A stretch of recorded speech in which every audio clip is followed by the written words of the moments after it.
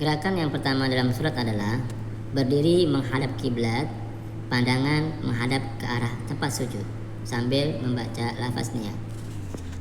Gerakan selanjutnya adalah membaca takbiratul ihram sambil mengangkat tangan sejajar sampai dengan telinga.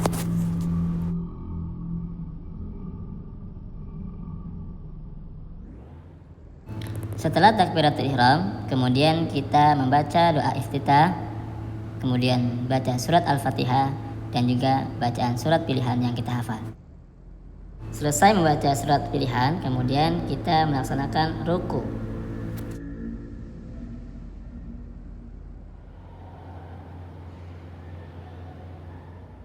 Setelah ruku, kemudian kita bangun dari ruku atau yang disebut dengan i'tidal.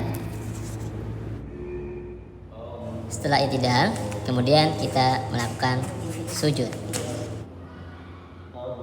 Setelah sujud, kemudian kita melakukan duduk di antara dua sujud dengan duduk iftirash.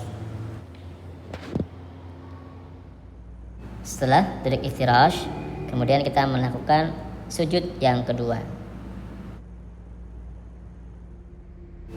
Setelah itu, kemudian kita kembali bangun beranjak dari sujud, melakukan gerakan yang sama dengan membaca surat Al-Fatihah dan juga surat pilihan.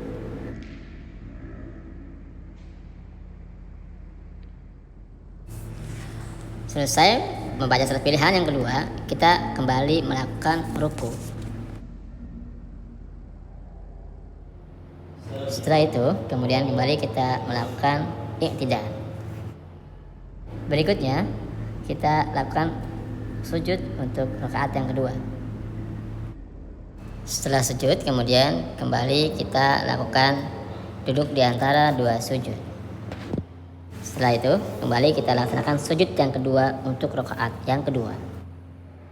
Setelah itu, kemudian kita lakukan duduk tasyahud awal.